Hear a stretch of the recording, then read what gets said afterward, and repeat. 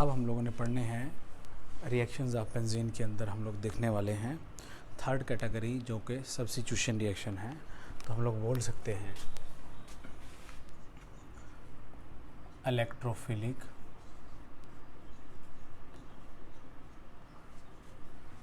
Substitution reactions of benzene.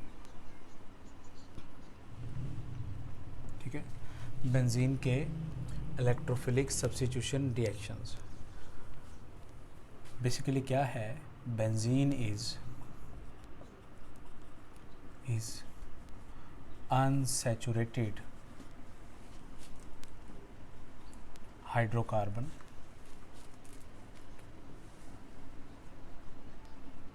and gives addition reactions. ठीक है, but also shows substitution reactions. ठीक है, basically क्या है कि बेंजीन हमारे पास एक अनसैचुरेटेड कंपाउंड है क्योंकि डबल बॉन्ड मौजूद है, और जिनके पास डबल बॉन्ड होते हैं वो एडिशन रिएक्शन तो देते ही देते हैं और साथ में सब्स्टिट्यूशन रिएक्शन भी देती है। सब्स्टिट्यूशन रिएक्शन किसकी प्रॉपर्टी है? अल्केन्स की। अल्केन्स क्या होती हैं? इनर्ट होती हैं, पैराफिन्स होती हैं, यानी कि अल्केन्स का कैरेक्टरिस्टिक रिएक्शन सब्स्टिट्यूशन रिएक्शन है और अल्कीन का सब्स्टिट्यूशन रिएक्शन एडिशन रिएक्शन है। अल्कीन का कैरेक्टरिस्टिक रिएक्शन एडिशन रिएक्शन है, तो ये एडिशन रिएक्शन भी देती है और सब्स्टिट्यूशन रिएक्शन भी देती है। सब्स्टिट्यूशन रिएक्शन अल्केन की हालांकि प्रॉपर्टी है क्योंकि अल्केन स्टेबल हैं, और बेंजीन ये इसलिए शो कर रही है क्योंकि बेंजीन इटसेल्फ बहुत ज़्यादा स्टेबल है क्योंकि इसके अंदर क्या है? रेजोनेंस है। तो ड्यू टू हायर स्टेबिलिटी हम लिख सकते हैं कि ड्यू टू रेजोनेंस स्टेबिलिटी भी बोल सकते हैं, रेजोनेंस स्टेबिलिटी बेंजीन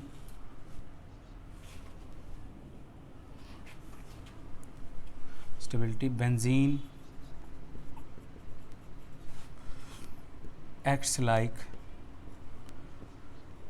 ठीक है, पैराफिन्स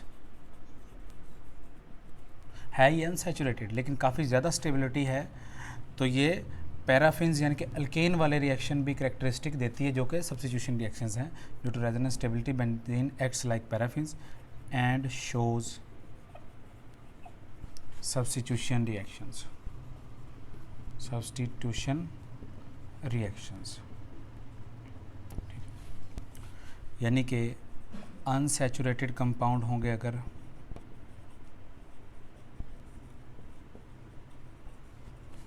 तो वो कौन सा देते हैं? उनका कैरेक्टरिस्टिक रिएक्शन कौन सा होता है?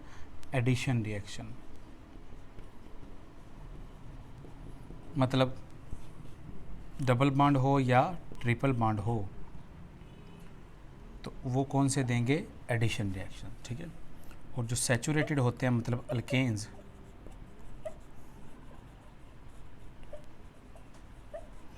वो कौन से देते हैं? सब्स्टिट्यूशन रिएक्शंस देते हैं, यानी कि अल्केन्स रिएक्शंस देते हैं वो। ठीक है, लेकिन बेंजीन क्या है? दोनों रिएक्शन शो करती है, सब्स्टिट्यूशन भी और एडिशन रिएक्शन भी। तो सब्स्टिट्यूशन ऑल्दो प्रॉपर्टी है अल्केन्स की, but due to higher stability benzene is inert at ordinary condition, so acts like saturated compounds, और सब्स्टिट्यूशन देती ही देती है। आपने बचपन में एक रिएक्शन पढ़ा होगा, ठीक है, सब्स्टिट्यूशन ऑफ CH4 मीथेन का। ठीक है, वो कैसे होता है? CH4 प्लस Cl2 अगर आप इसको रोशनी दे दें या UV लाइट दे दें तो CH3Cl बनता है, फिर उसके बाद रेडिकल आता है, फिर इसको एक और Cl आ जाएगा, फिर रेडिकल, फिर Cl, फिर रेडिकल, फिर Cl।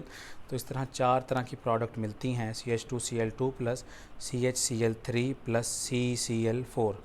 ठीक है, यानी कि देखें आप, एक एक हाइड्रोजन निकल रहा है, एक एक हाइड्रोजन निकल रहा है और एक एक क्लोरीन जुड़ रहा है, तो इसको बोलेंगे सब्स्टिट्यूट करना। सब्स्टिट्यूट का मतलब होता है एक चीज़ निकल जाए और दूसरी उसकी जगह आ जाए, ठीक है।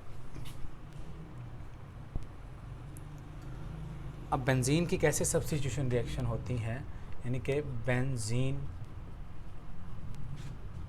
प्लस, अगर इसके पास कोई अगर इलेक्ट्रोफाइल लेके आएंगे हम लोग, तो वो क्या करेगा, यहाँ पे बेंजीन के साथ क्या जुड़ जाएगा, इलेक्ट्रोफाइल जुड़ जाएगा आगे, ठीक होगी बात।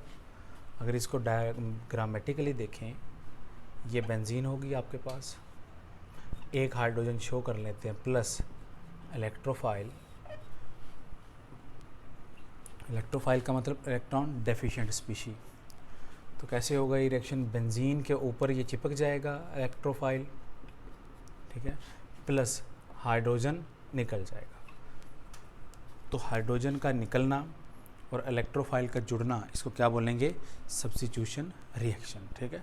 जैसे हाइड्रोजन का निकलना और क्लोरीन का जुड़ना सब्स्टिट्यूशन थी, अल्केन का रिएक्शन था, तो इसने भी रिएक्शन शो की है, ठीक है। तो ये होता कैसे है, बेसिकली मान लें आपके पास बेंजीन है, ठीक है, इलेक्ट्रॉन डेंसिटी इसके पास काफ़ी ज़्यादा है क्योंकि पैरेलल पी ऑर्बिटल्स के अंदर इसके अंदर रेजोनेंस हो रही है। तो जब इलेक्ट्रोफाइल आएगा तो सबसे पहले क्या बनाएगा, इलेक्ट्रोफाइल ट्रैप हो जाएगा इस डेंसिटी के साथ, ठीक है, डेल्टा पॉजिटिव रह जाएगा और फिर अल्टीमेटली ये क्या होगा, किसी एक कोने के साथ चिपक जाएगा इस तरह करके, ठीक होगी बात।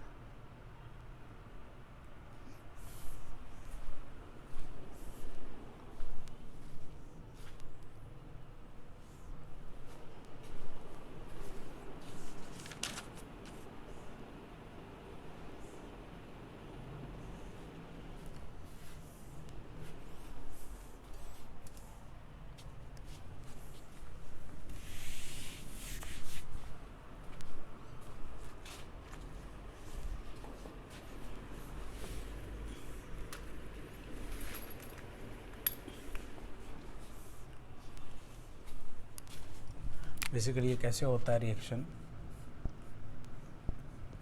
आपके पास बेंजीन प्लस जब इलेक्ट्रोफाइल आता है, क्योंकि प्लस चार्ज होता है, तो इलेक्ट्रोफाइल इस इलेक्ट्रॉन डेंसिटी में ट्रैप हो जाता है इस तरह करके,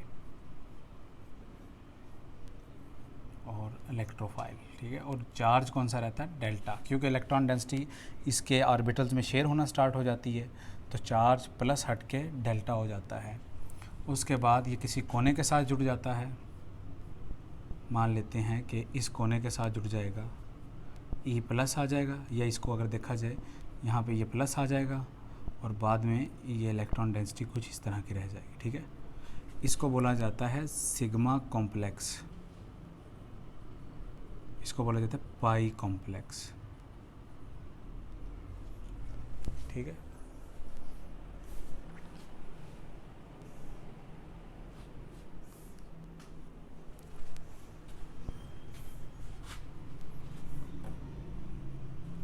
इसको बोला जाता है पाई कॉम्प्लेक्स, मतलब कि पाई इलेक्ट्रॉन डेंसिटी इलेक्ट्रोफाइल की तरफ जा रही है और ये अनस्टेबल होता है,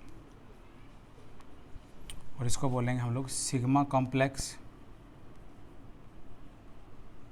ठीक है। सिग्मा से मुराद है सिग्मा बॉन्ड सी के अटैच हो चुका है और ये रिलेटिवली स्टेबल होता है, और इसी का एक और नाम है वीलैंड्स इंटरमीडिएट, ठीक है, वीलैंड्स इंटरमीडिएट।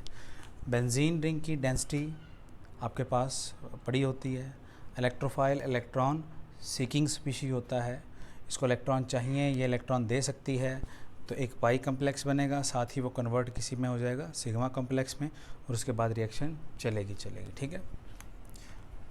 यानी कि बेंजीन के ऊपर अगर कोई भी इलेक्ट्रोफाइल आपने लगाना है तो वो इसी तरीके से लगेगा। और कितनी तरह के इलेक्ट्रोफाइल हो सकते हैं, वो हमारे पास 5 तरह के इलेक्ट्रोफाइल हो सकते हैं, एक एक करके नेम लिखते हैं हम लोग। सबसे पहले एक्स पॉजिटिव, ठीक है, इसको बोला जाएगा हेलोनियम हेलोनियम आयन, ठीक है। और रिएक्शन कौन सा होगा? हैलोजिनेशन, ठीक है, इलेक्ट्रोफिलिक हैलोजिनेशन बोलेंगे उसको। दूसरा कौन सा हो सकता है आपके पास? NO2 प्लस अगर इलेक्ट्रोफाइल आ जाए तो कौन सा होगा? नाइट्रेशन, या इसको बोलेंगे नाइट्रोनियम आयन, ठीक है, इसको बोलेंगे नाइट्रोनियम आयन। और ये क्या हो जाएगा? नाइट्रेशन रिएक्शन हो जाएगा, नाइट्रेशन ऑफ बेंजीन बोल देंगे इसको। थर्ड वन SO3, इसको बोला जाएगा सल्फर ट्राईऑक्साइड। और अगर ये कहीं पे आके अटैक हो इस इलेक्ट्रोफाइल की जगह बेंजीन के साथ जुड़े तो इसका बोला जाएगा सल्फोनेशन, ठीक है। और चौथा आपके पास क्या होगा? अगर कहीं पे R प्लस यानी कि अल्काइल आ जाए, इसको बोला जाएगा अल्काइल कैटायन। और ये आपके पास क्या होगा? Friedel craft alkylation. और लास्ट वाला क्या होगा? अगर कुछ इस तरह का आयन आ जाए RC double bond O plus, इसको बोला जाता है acylium ion, ACYLIUM, acylium ion बोलेंगे इसको। और इसको बोला जाएगा फ्रीडल क्राफ्ट एसाइलेशन, ठीक है। तो अब देखें 5 तरह के इलेक्ट्रोफाइल्स हो सकते हैं जो यहाँ पे इस तरह अटैच हो सकते हैं बेंजीन के साथ, ठीक है। अगर X प्लस होगा मतलब हेलोजिन होगा तो उसको बोलेंगे हेलोनियम आयन। फॉर एग्जांपल यहाँ पे Cl प्लस होगा तो उसको क्लोरोनियम आयन बोलेंगे। Br प्लस होगा तो ब्रोमियम आयन बोल देंगे उसको, ठीक है। और उस केस में ब्रोमिनेशन हो जाएगा। NO2 प्लस हो जाएगा तो उसको क्या बोलेंगे? नाइट्रोनियम आयन, नाइट्रेशन के लिए इस्तेमाल होगा। और SO3 सल्फर ट्राईऑक्साइड सल्फोनेशन के लिए इस्तेमाल होगा। R प्लस आ जाए यानी कि CH3 plus, ethyl plus, methyl plus, propyl plus तो उसको बोलेंगे अल्काइलेशन, उसको बोलेंगे अल्काइल कैटायन। या मिथाइल कैटायन है तो मिथाइल आ रहा है तो मिथाइल कैटायन, इथाइल आ रहा है तो ethyl cation, Friedel craft alkylation. और इस तरह का RC डबल बॉन्ड O जैसा आ जाए तो एसाइलियम आयन होता है और फ्रीडल क्राफ्ट एसाइलेशन कहलाता है। यानी कि 5 तरीके से इलेक्ट्रोफाइल हम लोग 5 तरह के इलेक्ट्रोफाइल हम लोग बेंजीन के ऊपर चिपका सकते हैं, बेंजीन के डेरिवेटिव बना सकते हैं उससे।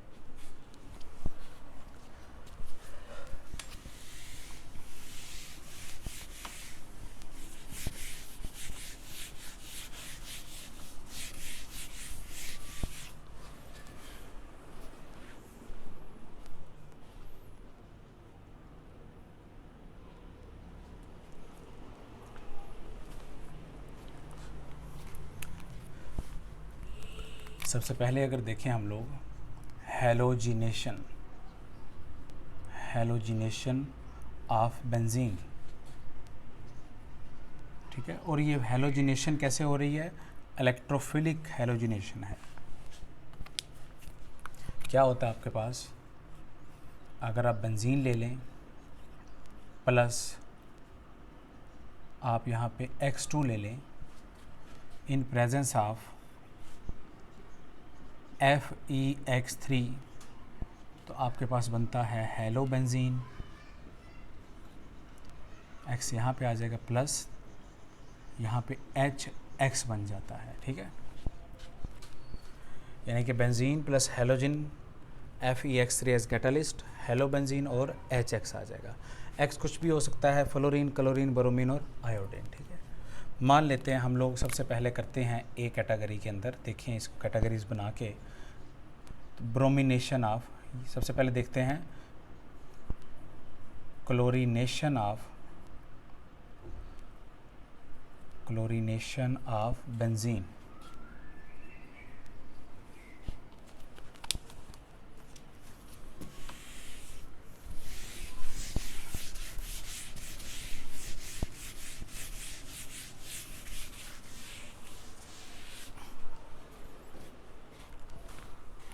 अब इसका क्या मैकेनिज़्म है,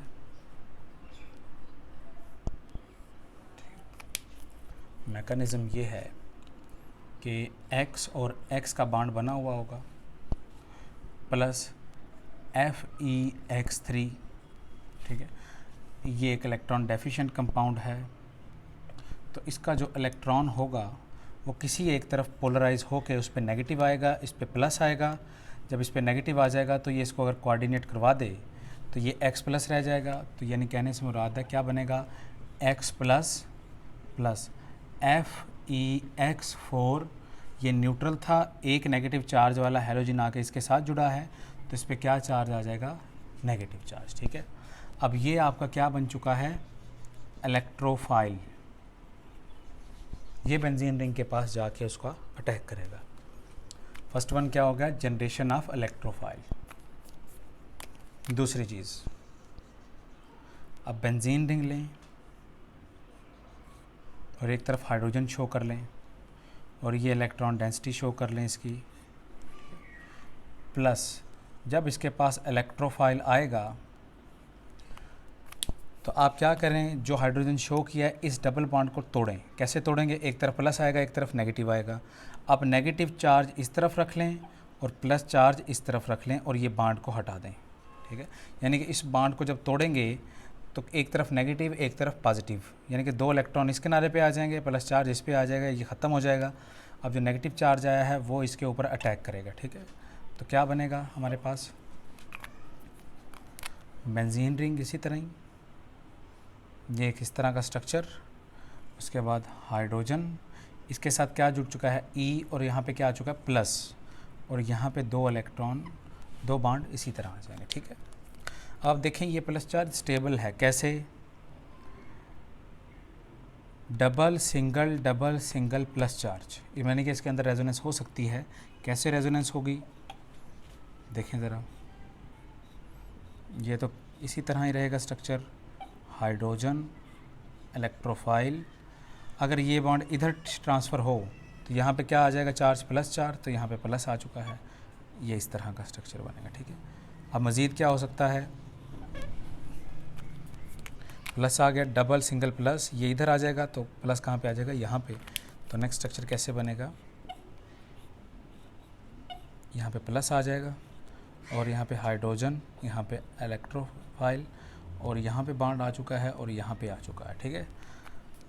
और फिर क्या हो जाएगा, ये इधर आएगा, फिर ये बन जाएगा, फिर ये इधर आ जाएगा, फिर ये बन जाएगा, ठीक है। 3 रेजोनेंस स्ट्रक्चर बन रहे हैं, इसका मतलब है ये स्टेबल है, ठीक है। एरोमेटिक सिस्टम सबसे ज़्यादा स्टेबल होते हैं, ये उससे कम स्टेबल है, ठीक है। लेकिन बाद में फिर एरोमेटिसिटी आ जाएगी तो फिर ये रिएक्शन होगा ही होगा, हमें पता है। अब इस इंटरमीडिएट को बोला जाता है, इस तरह के इंटरमीडिएट को, मतलब जिसमें प्लस चार्ज रेजोनेंस के अंदर हो, इलेक्ट्रोफाइल भी जुड़ा हुआ हो और उसके बाद डबल बॉन्ड भी इस अरेंजमेंट में हो, तो बोला जाता है वीलैंड्स इंटरमीडिएट। इसको क्या बोलेंगे, वीलैंड्स इंटरमीडिएट। वीलैंड एक साइंटिस्ट का नाम था, उसने ये इंट्रोड्यूस करवाया था या उसने आइडेंटिफाई किया था। और ये अगर देखा जाए ये क्या है आपके पास, नॉन एरोमेटिक सिस्टम क्या था, पहले एरोमेटिक फिर नॉन एरोमेटिक, तो उसके बाद देखेंगे क्या बनेगा, ठीक है।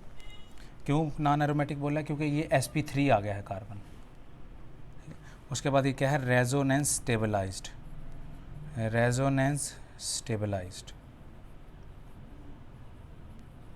ठीक है। अब नेक्स्ट स्टेप के अंदर क्या होगा,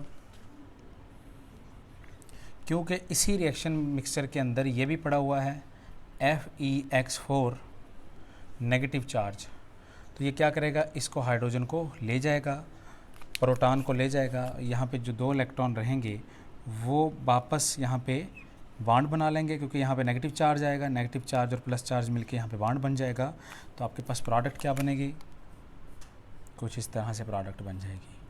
इलेक्ट्रोफाइल जुड़ गया है, यहाँ पे बॉन्ड बन चुका है, ये बॉन्ड तो ऑलरेडी मौजूद थे, तो इसको बोला जाएगा सब्स्टिट्यूटेड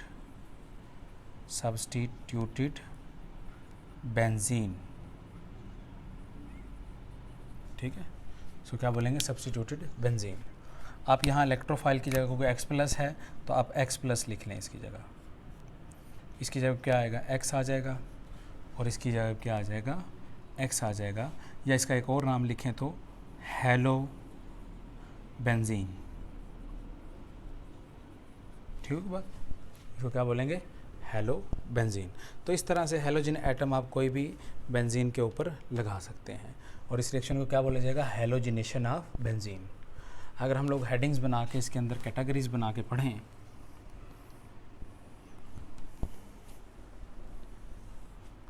फर्स्ट वन क्या हो जाएगा, क्लोरीनेशन ऑफ बेंजीन। ठीक है, क्लोरीनेशन का मतलब इसकी जगह क्या आ जाएगा, Cl आ जाएगा। तो कैसे लिखेंगे वन लाइनर इसका, बेंजीन प्लस Cl2 और यहाँ पे क्या लेंगे, FeCl3। आपके पास क्या बनेगा, क्लोरोबेंजीन। क्या बनेगा, क्लोरोबेंजीन प्लस HCl निकल जाएगा। ठीक है, क्या निकल जाएगा, HCl। मैकेनिज़्म सेम यही मैकेनिज़्म रहेगा। सबसे पहले क्या करेंगे, इलेक्ट्रोफाइल जनरेट करेंगे। कैसे, Cl और Cl प्लस FeCl3। ये इलेक्ट्रॉन यहाँ पे पड़े होंगे, ये इस पे माइनस आए, इस पे प्लस आए, पूरा इलेक्ट्रॉन जाके इसमें कोऑर्डिनेट करवाएगा। अगर ये तो Cl के ऊपर क्या चार्ज आ जाएगा, Cl प्लस प्लस क्या बन जाएगा, FeCl4 नेगेटिव। ठीक है बात। अब ये आपका इलेक्ट्रोफाइल बन चुका है। अब बेंजीन के ऊपर आप कैसे जोड़ेंगे, सेकंड स्टेप के अंदर आपने बेंजीन ले लेनी है। ठीक है, हाइड्रोजन एक शो कर लें, कोई एक हाइड्रोजन। ठीक है, प्लस क्या लिख लेंगे, Cl प्लस। अब इसको पोलराइज कैसे करवाएंगे, इस तरफ ये तोड़ें तो नेगेटिव चार्ज और यहाँ पे क्या आ जाएगा, प्लस चार्ज आ जाएगा। तो ये नेगेटिव चार्ज जो यहाँ पे आएगा वो इसके ऊपर अटैक करेगा। तो कैसे लिखेंगे, ये इस तरह आ जाएगा स्ट्रक्चर। हाइड्रोजन यहाँ पे क्या जुड़ चुका है, Cl, और यहाँ पे क्या आ चुका है, प्लस, ये इस तरह। अब ये भी व्हील एंड इंटरमीडिएट है, ये नॉन एरोमेटिक है, रेजोनेंस स्टेबलाइज्ड है, व्हील एंड इंटरमीडिएट इसको बोल देंगे फिर। ठीक है, क्योंकि रिएक्शन मिक्सचर के अंदर हमारे पास क्या पड़ा हुआ है, FeCl4 नेगेटिव, ये बेस है, ये प्रोटॉन को ले जाएगी और यहाँ पे ये दो इलेक्ट्रॉन हैं ये दोबारा ओवरलैप कर लेंगे। तो हमारे पास क्या बन जाएगा, ये एरोमेटिसिटी आ गई और यहाँ पे Cl आ जाएगा, इसको बोला जाएगा क्लोरो बेंजीन। ठीक है, इस रिएक्शन की ख़ास बात है, देखें सिस्टम पहले एरोमेटिक था, फिर नॉन एरोमेटिक हुआ और फिर बाद में एरोमेटिक हो गया। ठीक है, मतलब कहने से मुराद पहले ज़्यादा स्टेबल था, फिर कम स्टेबल हुआ, फिर ज़्यादा स्टेबल हो गया। ठीक है ना, तो इस स्टेप से इस स्टेप तक आने के लिए थोड़ी एनर्जी चाहिए होगी ताकि रिएक्टेंट्स एक्साइट हों और इस तरह की बने और उसके बाद ये इस तरह। ठीक है, ये रिएक्शन आगे ना आ पाता अगर ये एरोमेटिक ना होता। ठीक है, तो इसकी ड्राइविंग फोर्स क्या है, रीगेन ऑफ एरोमेटिसिटी।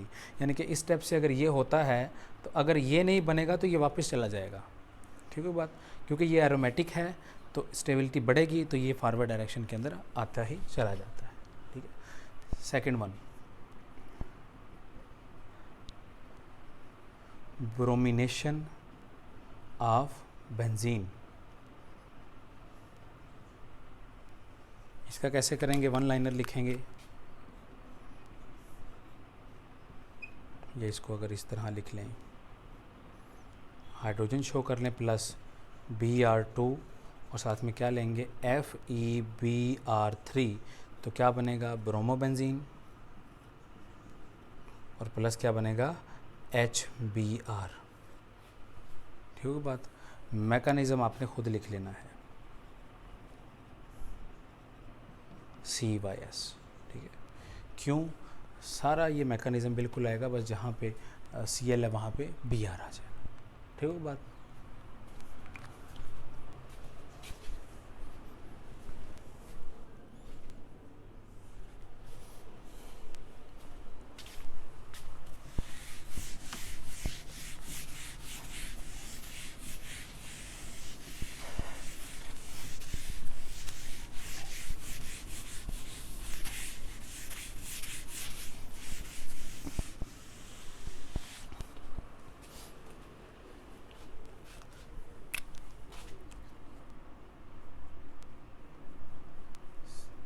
सी होगा हमारे पास आयोडीनेशन ऑफ बेंजीन।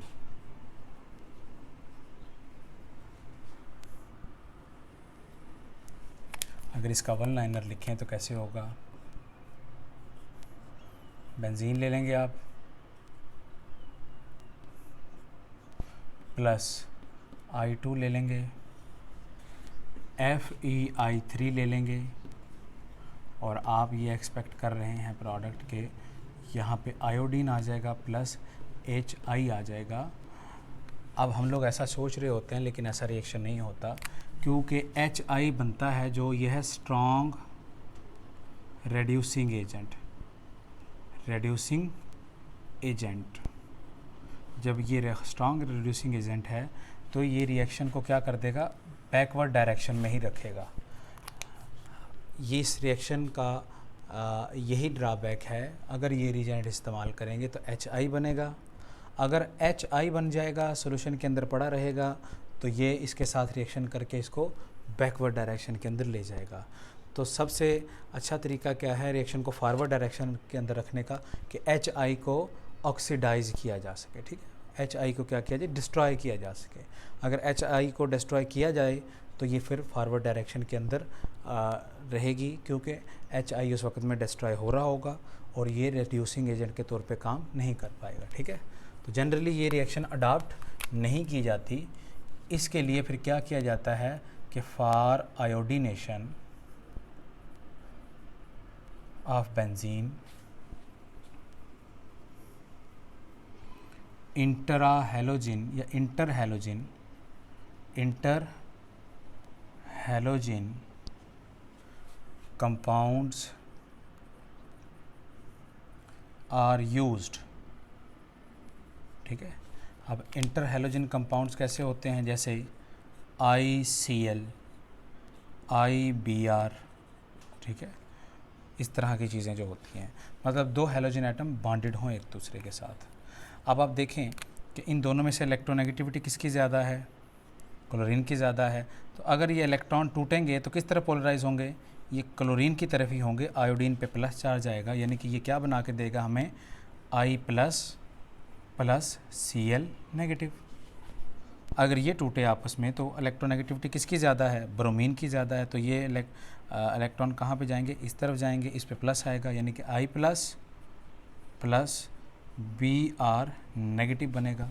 मतलब कहने से मुराद इंटरहैलोजन कंपाउंड इस्तेमाल करने से, क्योंकि आयोडीन सबसे नीचे है तो इसलिए उसकी इलेक्ट्रोनेगेटिविटी सबसे कम है, तो उस पर हमेशा ही प्लस चार्ज लेके आया जा सकता है जब उनके साथ उसी फैमिली का दूसरा मेंबर मौजूद हो। ठीक है, अब रिएक्शन को कैसे हम लोग कंपोज करेंगे, तो हम ऐसे रिएक्शन लिख सकते हैं वन लाइनर, कि आप बेंजीन ले लें, ठीक है, प्लस ICl ले लें, और साथ में क्या ले लें, FeCl3। क्यों, क्योंकि FeCl3 एक इलेक्ट्रॉन डेफिशिएंट कंपाउंड है, तो ये जो इलेक्ट्रॉन टूट के आएंगे ये क्लोरीन ही अपने ऊपर लेगा पहले, क्योंकि आयोडीन के इलेक्ट्रोनेगेटिविटी कम है, ये इलेक्ट्रॉन अपने पास रखेगा, क्लोराइड आयन बनेगा इस तरह से, और ये इसके साथ कोऑर्डिनेट करवा लेगा। तो इस तरह क्या बनेगा, सबसे पहले इस चीज़ से इन दोनों को मिला के आपके पास बनेगा I+, और प्लस क्या बन जाएगा, FeCl4 नेगेटिव। ठीक है ना, तो इस तरह I+ हमने जनरेट कर लिया इलेक्ट्रोफाइल इनडायरेक्ट वे से, रादर के हम लोग इस मेथड से जाएं, HI बने, HI बन के वो वापस रिएक्शन को ले आएगा, इससे क्या बनेगा, HCl बनेगा, जो कि रिड्यूसिंग एजेंट नहीं है हमारे पास। ठीक है, तो हमारे पास क्या आ जाएगी, आयोडो बेंजीन आ जाएगी। ठीक है, अगर इसका मैकेनिज़्म देखें,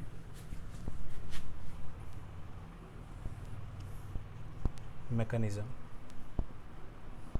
तो वो कैसे होगा, आपके पास ये बेंजीन ले लिया आपने, प्लस आप क्या करें,